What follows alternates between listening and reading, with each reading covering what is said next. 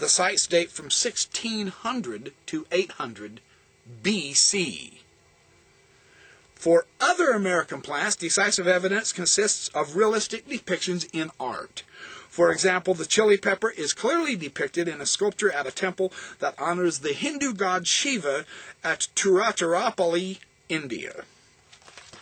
He goes on to note on page 9, I'm skipping and choosing which pieces. The article itself is absolutely outstanding. He has lots more evidence. His chart on the parallels and the types of plants found is absolutely going to knock you out. It is extensive. I'm not going to bother to get into it with the video, though. Hundreds of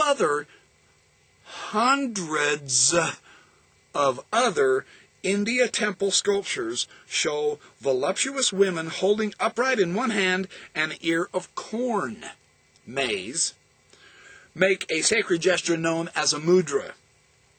Maize is, of course, an American crop plant. Two other American plants, the pineapple and the cashew nut, are among additional species seen in Indian art. And he shows the picture. I don't know if you can see that picture or not, if it's light enough. Anyway, he shows various depictions of art. On page 10, the pumpkin and the squash are mentioned in India in the medical text of Al-Kindi in the 9th century A.D. At least a dozen more New World species are similarly documented historically in India and China.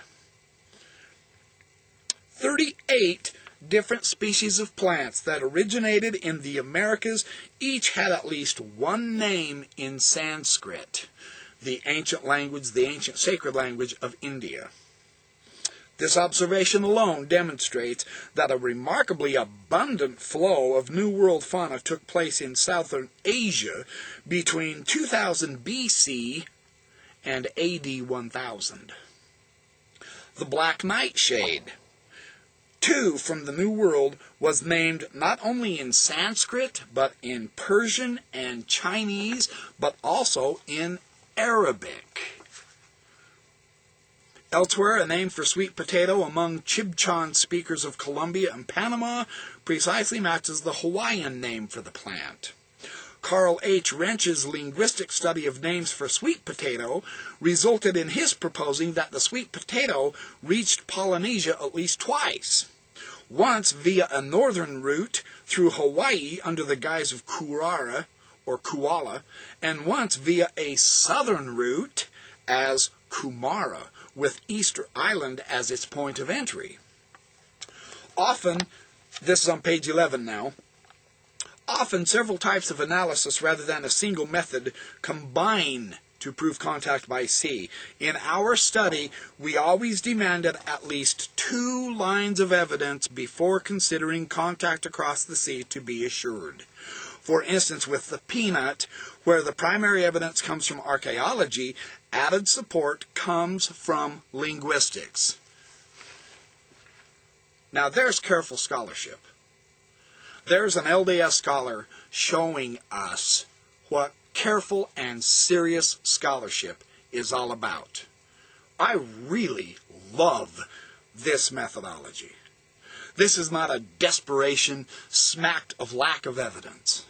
This is so much evidence that they insist there's at least 2 ways. And in his article, he shows how there's several species of plant that had numerous ways to assure that it was contact through the oceans. But they demanded at least 2 as a control over their method. I really like that. That speaks highly of the LDS scholarship. I don't care who you are. Let's see you do this. See what I mean? This is nice. Anyway, names for that nut, the peanut, among Native American peoples in interior South America now, the area where botanists think the plant was first domesticated from the wild, compared to names for peanuts on the Indian subcontinent, across the ocean. These lexical parallels, taken together with the actual plant species dug up by archaeologists in Asia, make clear that transoceanic voyaging was the means by which the plant and its names reached Asia. Furthermore, plant scientist Edgar Anderson concluded that the most primitive type of peanut, the same narrow little shoestrings which are found in the Peruvian tombs, are commonly grown today not in Peru, but in South China.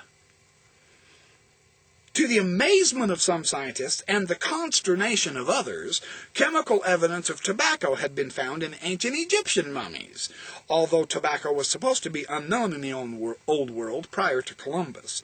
In 1992, physical scientists in Germany used sophisticated laboratory instrumentation to test 9 other Egyptian mummies. They found chemical residues of tobacco, coca, another American plant, this is the source of cocaine, and the Asian native hashish, the source of marijuana, in the hair, the soft tissues, the skin, and the bones of 8 of the mummies. These traces included catenin, a chemical whose presence means that the tobacco had been consumed and metabolized while the deceased person was alive. Dates of the corpse, according to historical records from Egypt itself, ranges from 1070 BC to AD 395, indicating that these drugs were continuously available to some Egyptians for no less than 1,450 years. Equally startling has been the discovery of the same drugs in Peruvian mummies that date back to at least AD 100. Furthermore, 2 species of beetle that infested the Egyptian mummies have also been found in mummies in Peru. It is impossible to avoid the conclusion that intentional voyages across an ocean were involved in these transfers. He says that on page 12. On page 13, he says, the hookworm's pre-Columbian presence in America was finally established by Marvin Allison and his colleagues, who in 1973, he found traces of hookworms in a Peruvian mummy dating AD 700. In 1988, Brazilian scientists identified the same species from human remains excavated in eastern Brazil. A series of radiocarbon dates at that site places the remains of 7,300 years ago. Although given the inland remoteness of the place, the human carriers who introduced the pest from overseas must have arrived on some American coast centuries earlier than that. This find establishes conclusively that humans crossed the ocean at a startlingly early time, for only in that way can the presence of the hookworms be explained. Scientists continue to assure us that there is no alternative explanation. L.F. Ferrara and colleagues say that, and this is on page 16, say that the trans-Pacific migrants from Asia by sea must be one of the components of the ancient American population. Fonseca agrees. He says, shared species of parasites make it inescapable that voyagers reach South America directly from Oceania or Southeast Asia. Ferrara and colleagues conclude the same. They say we must suppose that human hosts for the parasite arrived by sea, and A. Arajo insists the evidence points only to maritime contacts for the introduction of hookworms. A remarkable study. New information.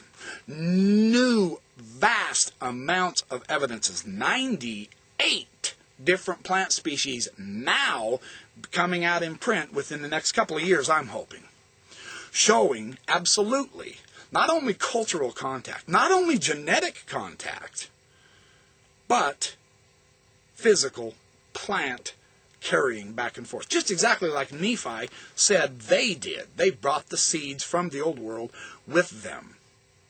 This theme has now become really well established. Those people who insist there is no rational underlying reality to the Book of Mormon, that it really is just a tissue of absurdity invented by Joseph Smith that just steals all of its ideas from the Bible, which is nowhere close to the reality. Those people are just simply wrong. There is serious, valid, interesting, scientific information coming out now showing that the themes of the Book of Mormon are rational,